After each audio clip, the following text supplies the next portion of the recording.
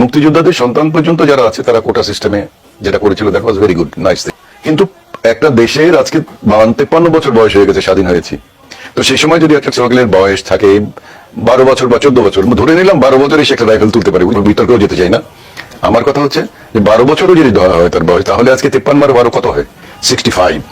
65 বছরের বয়সের লোকটা তো স্কুল কলেজে ভর্তি হওয়ার জন্য বা চাকরি, সরকারি চাকরি করার জন্য 65 বছর ভর্তিতে সে যাবে না।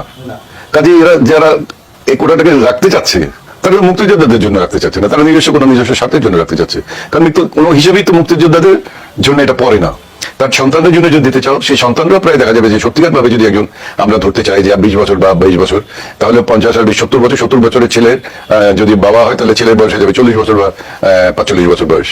সেও তখন কলেজে যাওয়ার জন্য বা সরকারি চাকরি করার জন্য সে যাবে না, কারণ তার বয়স থাকবে না, সেটা যাবে না। তাহলে এই কোটাটা কাদের জন্য থাকছে?